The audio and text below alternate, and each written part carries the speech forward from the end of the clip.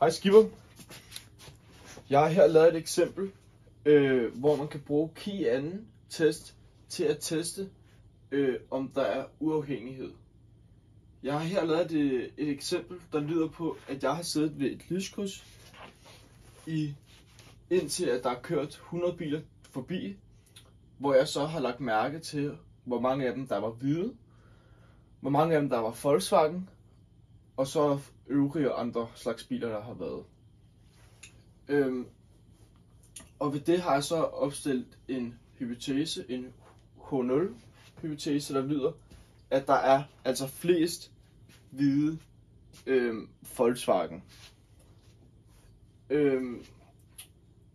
Jeg vil altså bruge det her skema til at finde ud af, hvor mange af de 100 biler, der bør være en hvid Volkswagen, hvis min hypotese altså gik igennem. Og der går man bruge et lille regnestykke, hvor man altså siger her, 65% divideret med 100 gange de 75, og så får vi altså den forventede værdi, hvis det passede. Og det får jeg så til at være 49.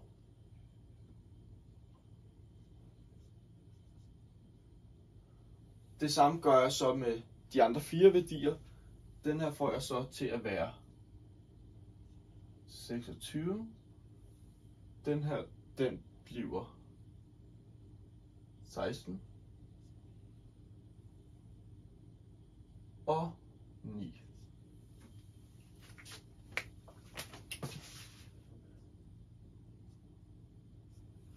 Nu har vi altså fundet de forventede værdier, hvis vores hypotese altså passede. Nu skal vi så finde teststørrelsen på den her test. Og det gør vi ved at sige observationer minus forventet i anden divideret med forventet. Og det kan vi jo så lige skrive op her, så den kommer til at lyde observeret. Så kan vi starte herhenne. Så hedder den 15 minus 16. Ja, x2 i lig med 15 minus 16 i anden, divideret med forventet, som er på 16, plus den næste, som hedder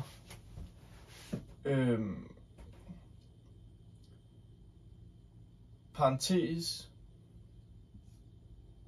10 minus 9 i anden,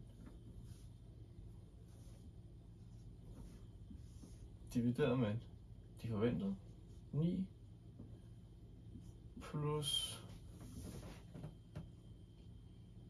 50 minus 49 i anden, divideret med 49 plus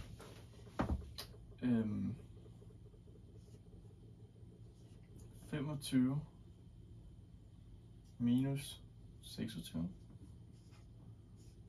i anden, divideret med 26. Og når vi så regner de her værdier ud,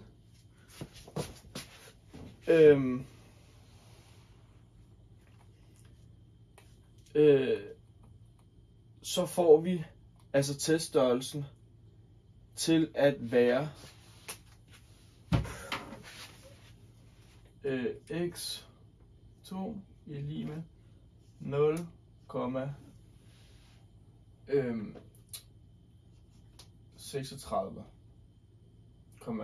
ja, 0,636 og lidt videre.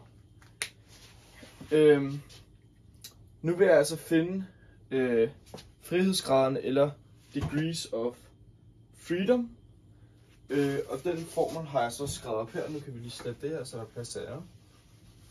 Fordi nu har vi jo key'en.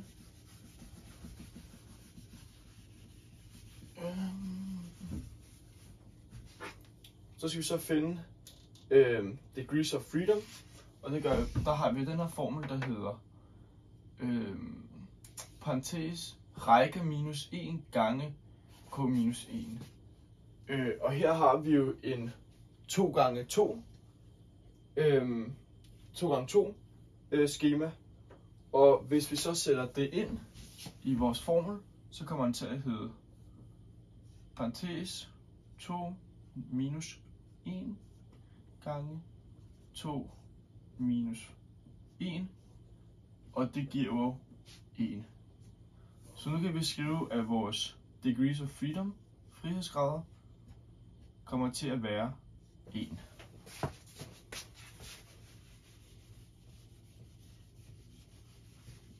Godt.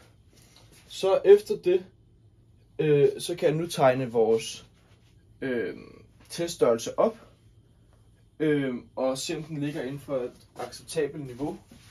Og den kommer til at se sådan her ud.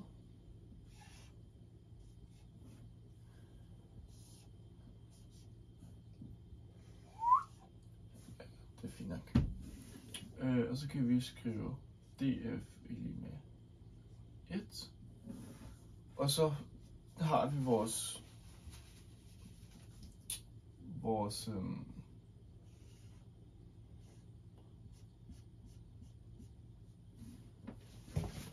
og så har vi så vores signifikationsniveau, som ligger på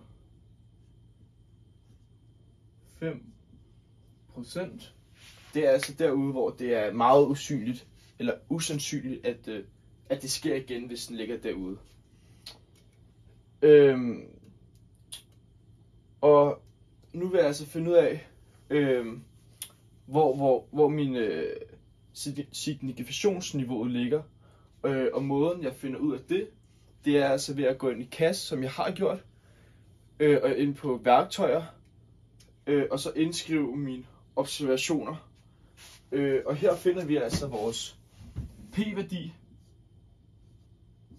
som bliver 0,54 eller 54%, som jeg hellere vil skrive.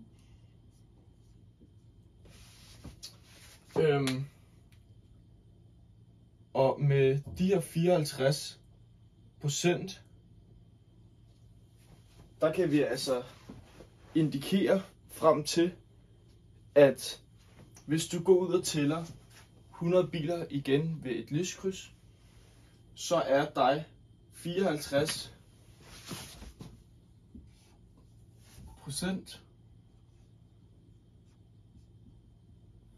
chance for, at det sker igen. Og da det ikke ligger nede i det farlige niveau, kan vi altså fortælle, at vores påstand altså passer. Tak.